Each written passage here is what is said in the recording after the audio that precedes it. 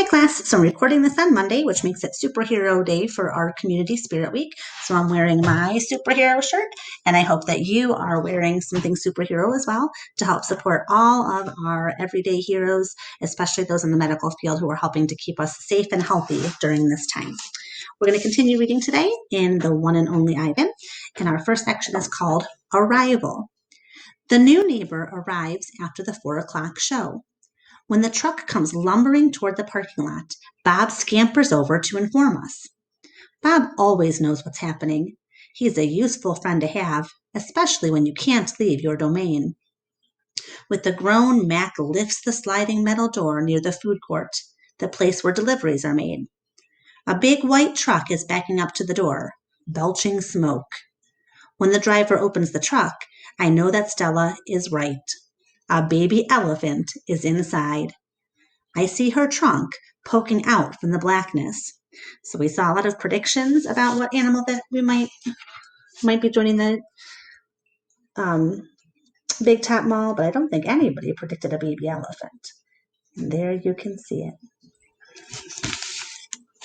I am glad for Stella, but when I glance at her, I see she is not glad at all. Stand back, everyone, Mac yells. We've got a new arrival. This is Ruby, folks. 600 pounds of fun to save our sorry bottoms. This gal is going to sell us some tickets. Mac and 2 men climb into the black cave of the truck. We hear noise, scuffling, a word Mac uses when he's angry. Ruby makes noises too, like one of the little trumpets they sell at the gift store. Move, Mac says, but still there is no Ruby. Move, he says again.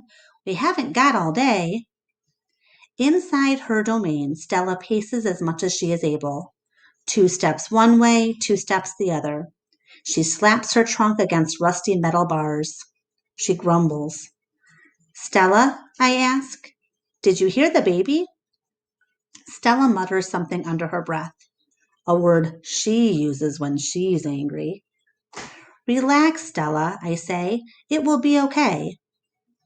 Ivan, Stella says, it will never, ever be okay, and I know enough to stop talking. Stella helps. The men are still yelling. Some of the yelling is at each other, but most of it is at Ruby. We hear scrambling, pounding, shifting. The side of the truck shudders. I'm starting to like this elephant, Bob whispers. I'm getting the big one, Mac says, where she can coax the stupid brat out of the trunk. Or maybe she can coax the stupid brat out of the truck. Mac opens Stella's door. Come on, girl, he urges. He unties the rope attached to the floor bolt. Stella pushes past Mac, nearly knocking him over. She rushes as best she can, limping heavily, toward the open back door of the truck. She catches her swollen foot on the edge of the ramp and winces. Blood trickles down. Halfway up the ramp, she pauses. The noise in the truck stops. Ruby falls silent.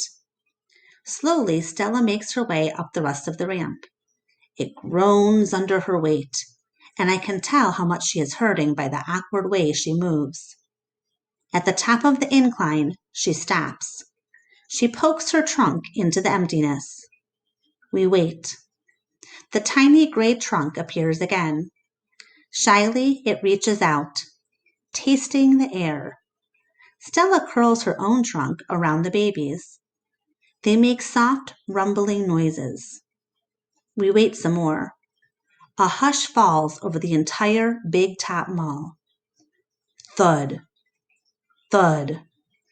Step, step, pause. Step, step, pause. And there she is, so small she can fit underneath Stella with room to spare. Her skin sags, and she sways unsteadily as she makes her way down the ramp. Not the greatest specimen, Mac says, but I got her cheap from this bankrupt circus out west. They had her shipped over from Africa. Only had her about a month before they went bust. He gestures toward Ruby. The thing is, people love babies. Baby elephants, baby gorillas, Hey, give me a baby alligator and I could make a killing. Stella ushers Ruby toward her domain. Mac and the two men follow. At Stella's door, Ruby hesitates. Mac gives Ruby a shove, but she doesn't budge. Doggone it, get a clue, Ruby, he mutters. But Ruby isn't moving, and neither is Stella. Mac grabs a broom. He raises it. Instantly, Stella steps in front of Ruby to shield her. Get in the cage, both of you, Mac shouts. Stella stares at Mac, considering. Gently but firmly, using her trunk, she nudges Ruby into her domain. Only then does Stella enter. Mac slams the door shut with a clang. I see two trunks entwined. I hear Stella whispering. Poor kid, says Bob. Welcome to the Exit 8 Big Top Mall and Video Arcade, home of the one and only Ivan. So we're going to stop there, and I want you to think to yourself about how you think this new edition is going to go. Do you think that the other animals will be affected? How do you think that the baby elephant will fit in? And how do you think the elephant will do with fitting in with the other animals? So think about those predictions, and we'll see if you are correct. We'll see you tomorrow.